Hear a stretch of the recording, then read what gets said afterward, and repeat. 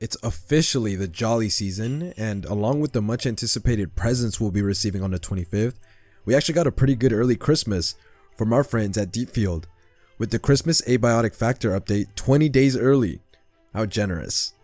Just kidding. Anyways, along with some metal looking armor and some beekeeping, we received a really neat portal world to boot, so let's get into it. The most recent addition to the ever-growing registry of Abiotic Factor is IS-083, which is honestly one of my favorites now for a few reasons. First, being permanently locked behind a door in the Helmholtz section of the Cascade Labs, it's now locked behind a level 5 keypad ready for you to open up.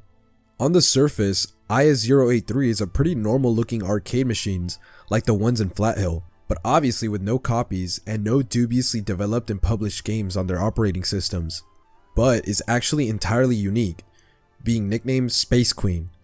The Spacequeen software within the arcade machine hardware is actually the anomalous part of this object, labeled as a psychotemporal gateway. Booting up a game of Spacequeen effectively transports a player's complete consciousness in person into a 3D simulated world akin to a video game.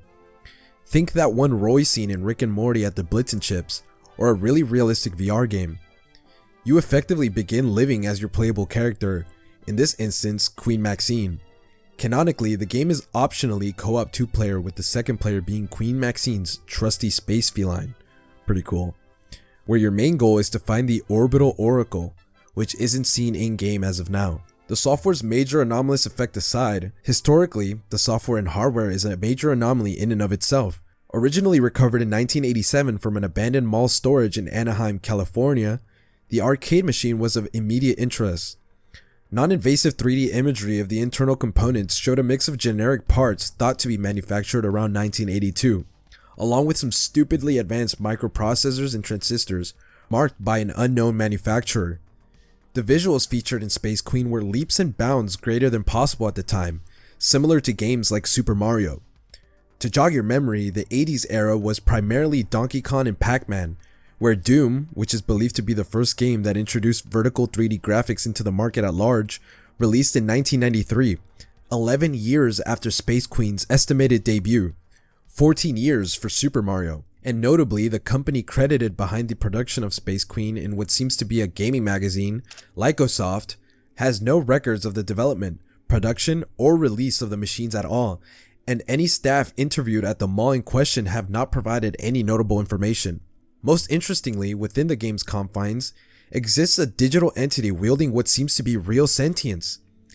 Acting as the exposition for Spacequeen, Commander Feely explains the Royal Range level we are currently in, and the need for us to collect 7 royal crowns to progress to the next level.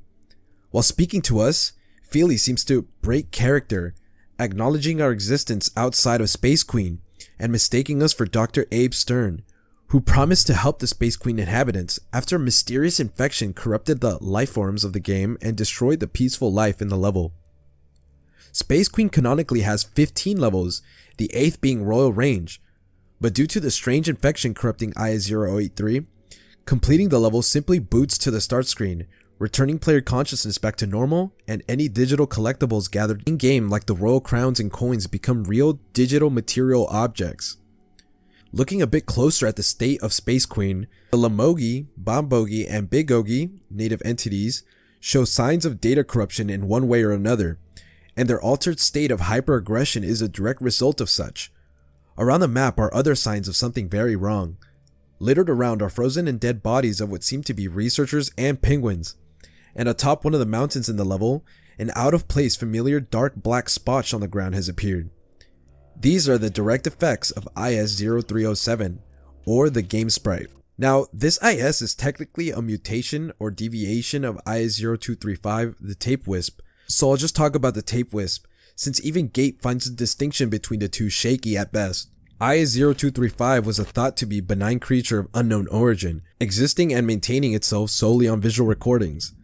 The entity was first discovered in 1987, existing within VHS tape recordings of animated television series. Usually, IS-0235 only makes itself known by appearing as a fish-like silhouette floating among the moving frames of a visual recording. 0235 also has the ability of existing within multiple recordings at once, or at the very least informationally. Basically, any changes done to an instance of 0235 in one recording propagate the change across all existing instances. The entity also has the ability to manifest itself across any source of recording it pleases, currently being completely uncontained. Close proximity of IA0235 and IA083 seems to have caused a cross-contamination of sorts, allowing an instance of 0235 to manifest within the arcade machine software. Unseen until now, the volatile effects of 0235 on the digital entities and the corruption of all but one level seem to create a new, more powerful instance of 0235, leading Abe to designate it its new 0307 title. The game sprite's effects on other pieces of technology is still unknown, and any other adverse effects are still to be seen. And that's IA083, a really big hitter in the Myriad registry in my opinion. Correct me if I'm wrong, but this is the first look at IS cross-contamination, and it's looking really interesting for the upcoming Dark Energy update with that new trailer that just dropped. Video on that soon. Anyways, I've been Myriad, your IS0233 yapper, and have a good day or night. Bye bye.